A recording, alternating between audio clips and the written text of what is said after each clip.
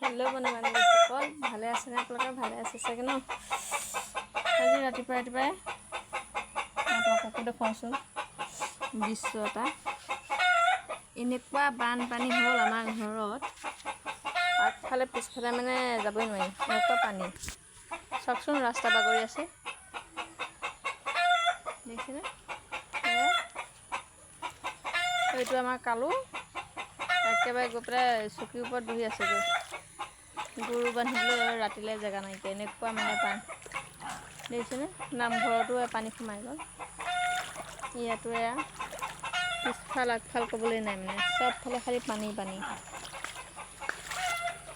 পুখুৰীৰ মাছখিনিও ইমান ধুনীয়া ধুনীয়া গ'ল্ডেন মাছখিনি দেখিছিলে নহয়, আপোনালোকক দেখুৱাইছিলোঁ।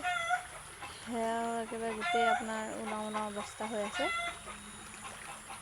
মাছখিনি ইমান দেখিবলৈ ধুনীয়া ন, বেয়া লাগে ন মাৰিবলৈ। ইমান কষ্ট কৰি ডাঙৰ দীঘল কৰা হৈছে মাছকেইটা। ডাঙৰ দীঘল মানে আৰু কি আৰু, দানা দিটো খাইছে, ডাঙৰ হৈছে ন। চাওকচোন, এয়া ৰাস্তা দেখিছেনে? দেখিছে ৰাস্তা, গোটেই ৰাস্তা বাগৰি ঘৰলৈ সোমাইছে মাছ।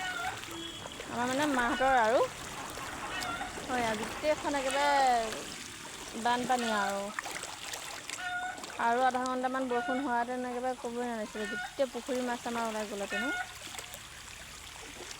নহ'ল আৰু ভালেই হৈছে, নহ'লেতো আৰু গোটেই মাছকেইটাই গ'লহেঁতেন ভাই। বুজিছে,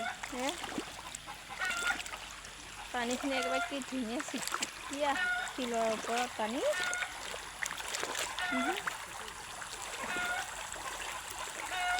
দেখিছেনে? এয়া গোটেই পানী, গোটেই পানী। এয়া দেখিছে, মাছৰ পোৱালি পোনা একদম অকণ অকণ।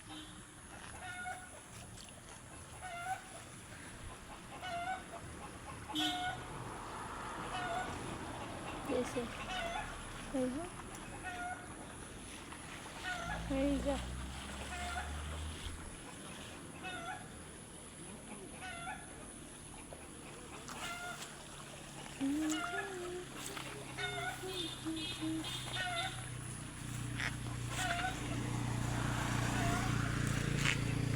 দেখিছে, আৰু অলপ বৰষুণ হোৱাহেঁতেনে মানে গোটেই ঘৰ মানে মাছখিনি ওলাই গ'লহেঁতেন। নামঘৰত মানে পানী ভৰ্তি হৈ গৈছেতো, এয়া আমাৰ সেইফালৰ পানীখিনি এইফালে আমাৰ ঘৰেদি গুচি যায়, বৰ দিগদাৰ হৈ যায় এইটো সময়তো।